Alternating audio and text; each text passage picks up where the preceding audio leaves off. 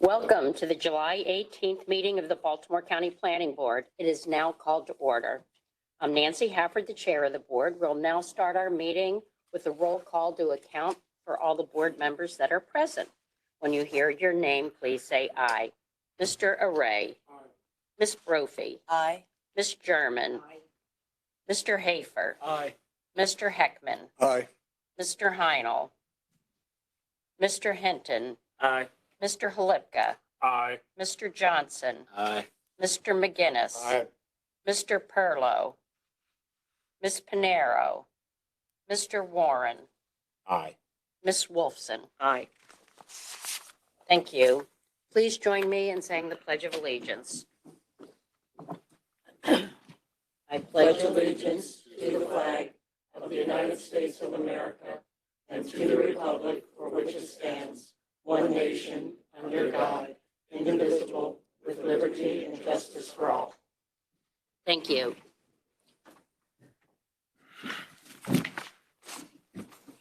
Ms. Bensley, are there any changes to the tentative agenda as published? No changes, Madam Chair. Thank you.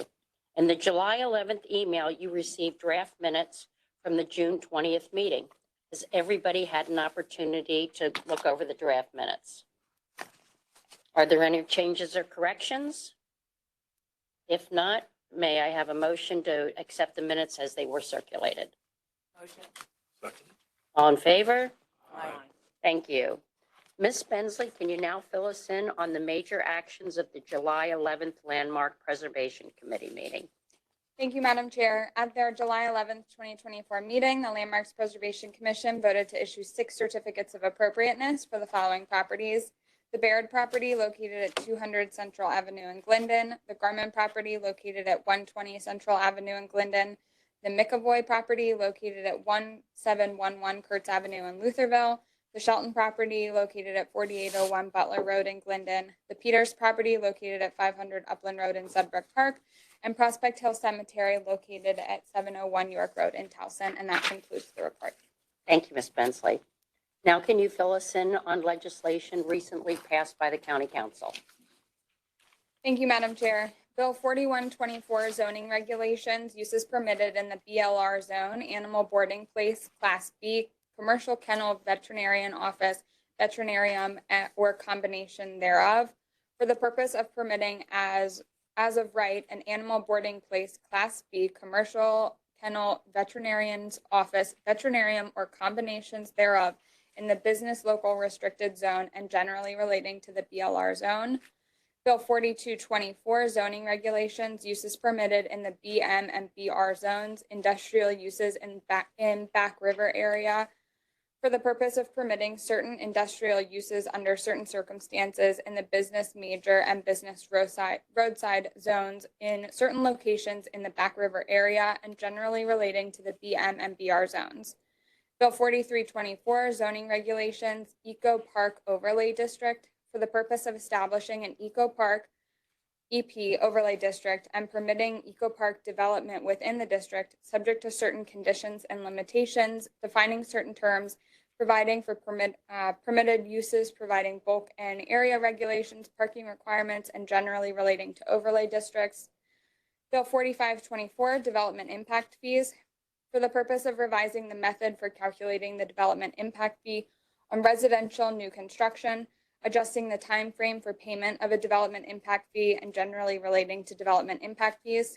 Bill 4624, zoning regulations, uses permitted, BL zone, community buildings and fraternal organizations, for the purpose of amending the community buildings use by right in the business local zone to remove certain requirements and generally relating to uses permitted in the BL zone.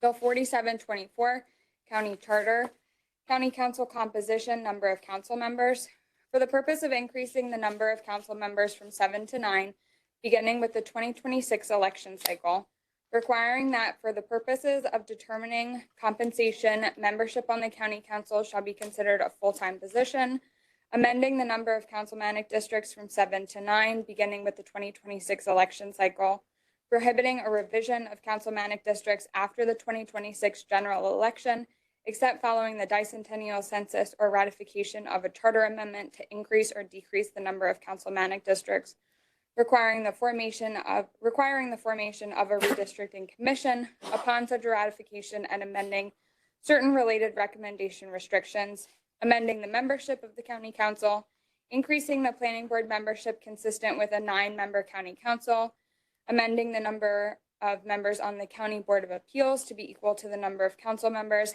and amending the political party affiliation requirements, amending the number of affirmative votes necessary for the county council to start the process of county charter termination, revising and reconstituting the councilmanic districts to increase the number of districts to 9, amending certain terms or phrases to be gender neutral, and providing for different effective dates of amendments to Article 2 of the Charter, Articles 5, 6, and 12 of the Charter upon their ratification, revising and reconstituting the councilmanic districts of Baltimore County into 9 districts contingent upon the passage and ratification of the Charter, amendments by the voters of Baltimore County, requiring certain written notice to be sent to Baltimore County delegations to the Maryland General Assembly contingent upon the passage and ratifications of the charter amendments by the voters of Baltimore County, and generally relating to the Baltimore County Charter and Baltimore County Council. Whew. Did you get all that? Bill 3124, Properties and Design Review Area, Historic East Housing, Comprehensive Manual of Development Policies. A resolution to subject the properties in the design review area for historical East Housing as designated by Resolution 11120 and the map attached as Exhibit A thereto to all applicable standards and guidelines in the Comprehensive Manual of Development Policies, including those identified for historic East Housing in Division 4, Section G, Special Areas and Procedures. Resolution 3224, Approval of Planned Unit Development, Lock Raven Overlook Park. A resolution to approve the review of a proposed general development planned unit development in accordance with county law. On March 12, 2024, Osprey Property Company 2 LLC and Pax Development LLC submitted an application for review and approval of a 3.041 plus or minus acre site within the urban rural demarcation loan zone, predominantly BL, with a small area zone BR and BM, located at 8712 Lock Raven Boulevard in the Lock Raven area in the 6th Councilmanic District to be developed as a general development planned unit development PUD, known as Lock Raven Overlook. The site is currently improved with a large building that was used as the Days Inn by Wyndham Towson, a hotel motel, since approximately 1962. The applicants propose to redevelop the site, which has fallen into disrepair and ill repute, with a state-of-the-art workforce housing facility consisting of 122 apartments. The applicant proposes a mix of studio, 1-bedroom, 2-bedroom, and 3-bedroom units. In accordance with Section 32.4.242B6 of the Code, the applicants propose the following community benefits. 1, an environmental benefit by proposing to achieve at least a silver rating according to the U.S. Green Buildings Council's LEED Green Building Rating System, or proposing residential structures to achieve at least a silver rating according to the American National Standards Institute National Green Building Standards. 2, a land use benefit by proposing a higher quality architectural design or use of high quality building materials that enhance the development for its residents. And 3, a public policy benefit promoting economic development opportunities by providing workforce housing. The County Council finds that the PUD is eligible for county review in accordance with Section 32.4.241 of the Code and approves the modification of the density and uses permitted for the proposed PUD to permit 122 dwelling units. And that concludes the report. Could you repeat that? Well done, Ms. Bensley, well done.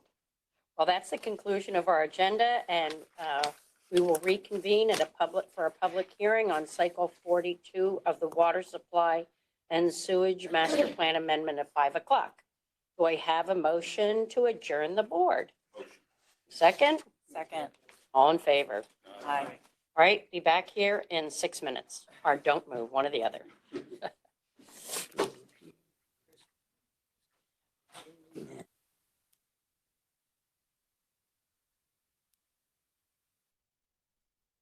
Warren, Good Good evening again, and welcome to the Baltimore County Planning Board public hearing on the Cycle 42 Water and Supply and Sewer Master Plan Amendment. The public hearing is now called to order. I'm Nancy Hafford, the chair of the Planning Board, and we'll start the meeting with a roll call to account for our board members that are present. When you hear your name, please say aye. Mr. Array. Aye. Ms. Brophy. Aye. Ms. German. Aye. Mr. Hafer. Aye. Mr. Heckman. Aye. Mr. Heinel. Aye. Mr. Hinton. Aye. Mr. Halipka. Aye. Mr. Johnson. Aye. Mr. McGinnis. Aye. Mr. Perlow. Ms. Panero. Mr. Warren. Aye. Ms. Wolfson. Aye. Thank you. This evening, we have a public hearing on Cycle 42 Water Supply and Sewage Master Plan Amendments. This item was first introduced to the board on June 20th with a presentation by Mr. Andrew Brown, from the Department of Public Works and Transportation. Tonight, Mr. Brown is here to further present the amendment petition to the board. Following the presentation, board members will have a chance to ask questions, and then members of the public will have an opportunity to speak on this matter. Please join me in welcoming Mr. Brown.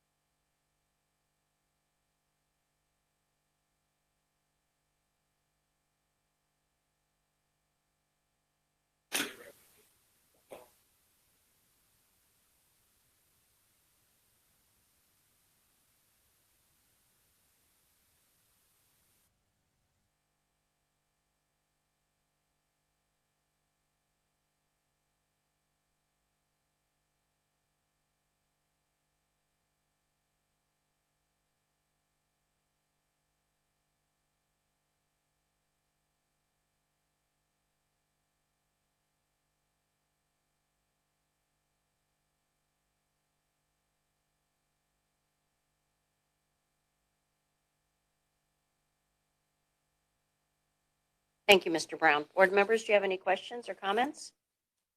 Mr. Hafer?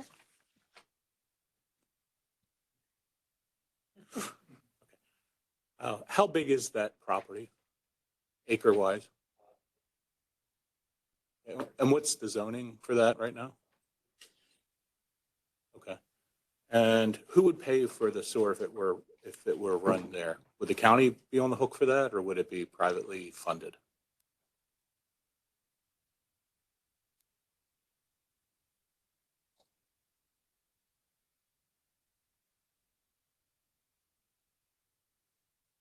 All right, thank you. With questions, board members? Piggybacking on the question, if depending on who was developing it, what would the cost be, assuming it could be the county or assuming it could be the developer, and not holding you to it, but having no idea how much something like this costs to implement? What could that be?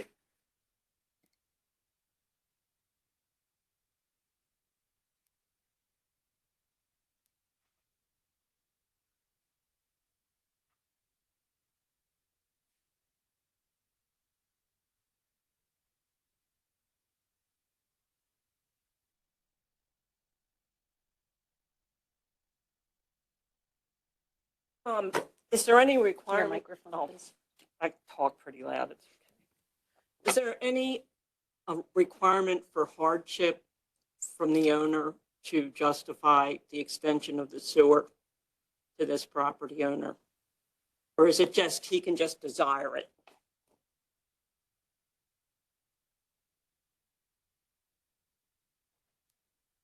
It's actually a good question. What would happen is this property Is your microphone on, Mr. Warren? was on this, Thank you. if there was a perk issue, like, what happens if his existing system stops working? I know that's hypothetical, but would this property perk? If this was an issue, if there was an issue with the septic, then our environmental protection and sustainability would go out and investigate the septic system. They determine it's failing, and they would petition, or they would ask DPW if we agree that this should be a health project. If it was, it would move forward in that manner, and they would also investigate neighboring properties. Okay, thank you. Do you have any reports of neighboring properties septic failing? No, we do not. Any other questions from the board members? Mr. Johnson? I think you guys spoke too fast. So what was the reason why DPW is not in favor of this?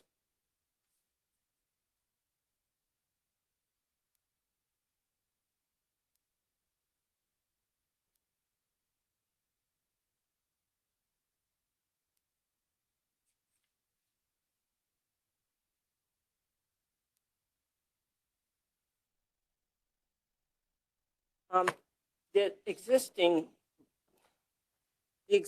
line, as I understand it from DPW's letter, is capped on both and not in active service and was installed during the construction of I-95. If I recall, that stretch of I-95 between the Patapsco River and 695 was completed in 1972. So that existing pipe is now 52 years old at bare minimum.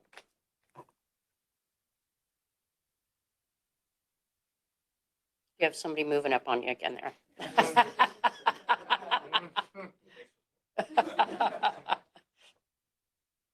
Any other questions? Not hearing any. I think she has a. Oh, do you have a? Oh, yeah.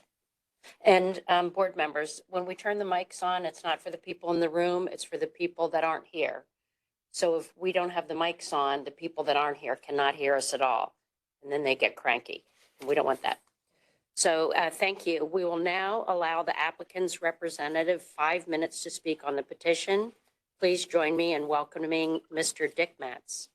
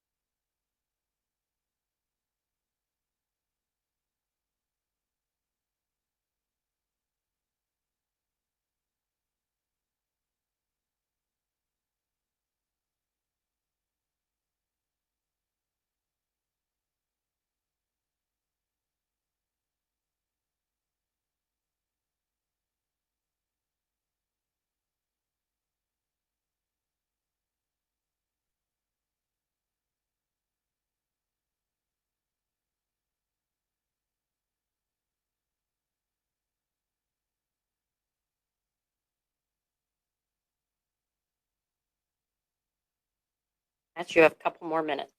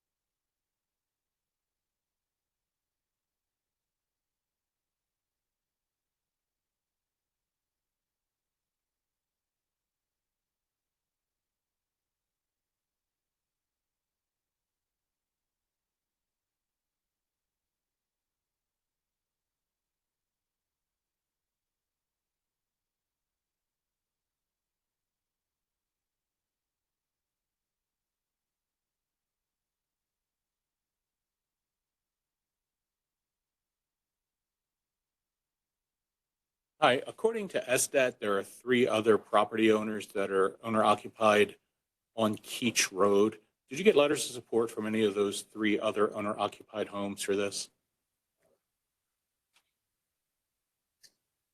Okay. Any other questions? Mark? In your opinion, does the pumping station capacity, would it be able to handle any new flow from whatever we're connecting?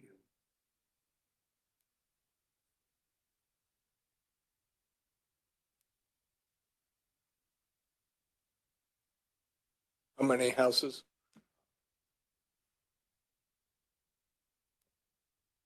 Mr. Hlupka?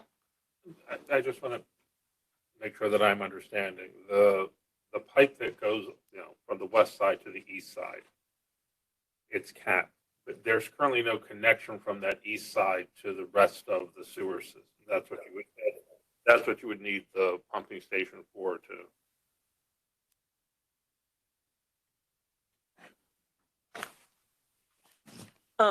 So it typically, in the medians of interstates, there are utilities running along parallel with the roadway.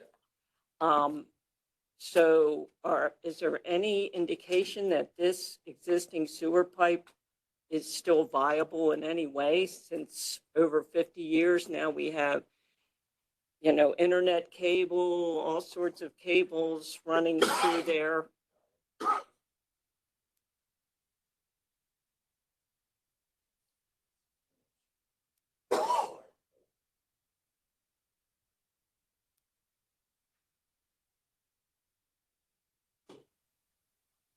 But there's been no test on the pipe, pressure test on the pipe. So you heard what DPW opposition is. So why should we consider, based upon what DPW has given us?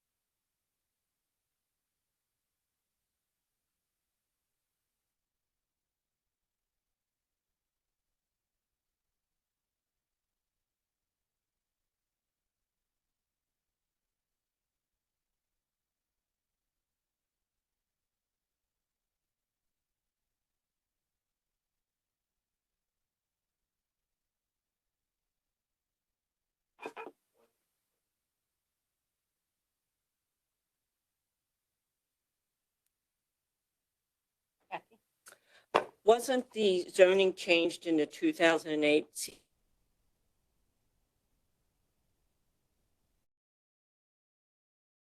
through enough CCMP to think that it was a legitimate process that downzoned that to RC5? Wouldn't the board agree? Thank you. Board members, any other questions? Not hearing any at this time. Ms. Bensley, are there people signed up to speak?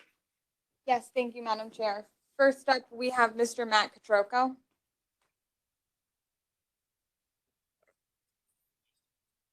Well, you've got 2 minutes, so if you got to.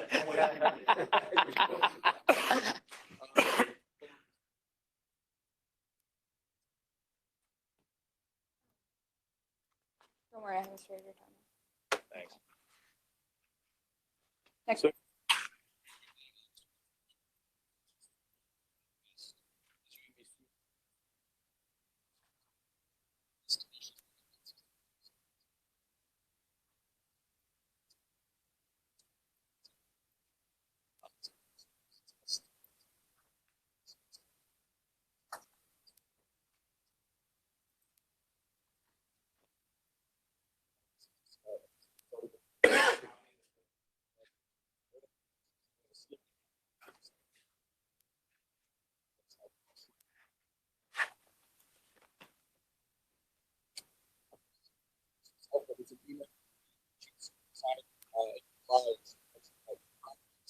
Assessed as having public suit must be able to be stored.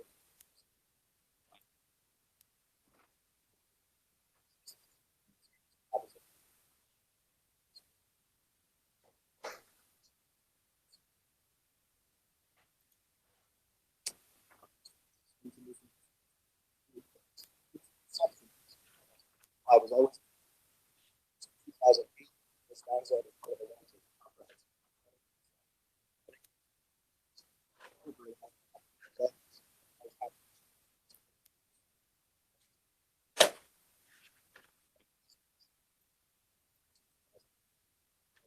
I've ever seen.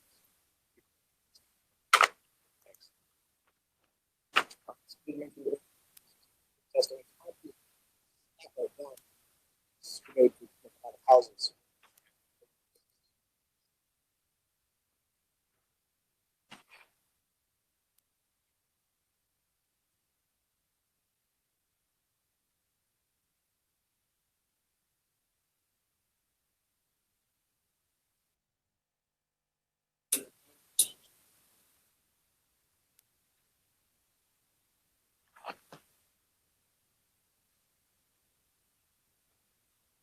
Thank you, Mr. Catroco. Appreciate it. Good turn. You got to learn how to speak like Miss Bensley really quick. Or Eminem. Are there any other speakers? Our next speaker is Herb O'Connor. Thank you, Rob. I was to say, but he left, so Okay. that's it. Thank you so much. That concludes the speaker registration list. Thank you, everyone that came to speak. Mr. Catroca. And the planning board will take your comments into consideration. May I ask a question? Sure.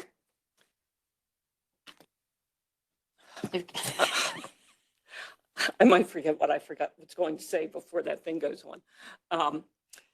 I looked and I should have read the regulations and code better, but was there any requirement that adjacent property owners be notified of this cycle, of this request in the cycle? None. So we had like 30 people at the CCMP hearing on this, on their request. And I just can't believe that they wouldn't be here had they known. Did you get in touch with any of them, Todd? Okay, thank you.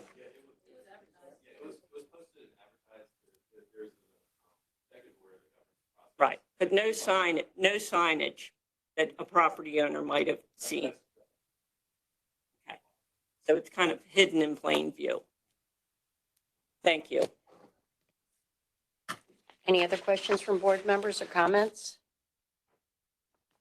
All right, if not, that concludes our public hearing. As a reminder, this item is tentatively scheduled to be voted on at our next board meeting, which will be on September 5th. The board does not meet in August. Do I have a motion to adjourn? Motion. All in favor? Aye. We're done. You're gonna miss, you're gonna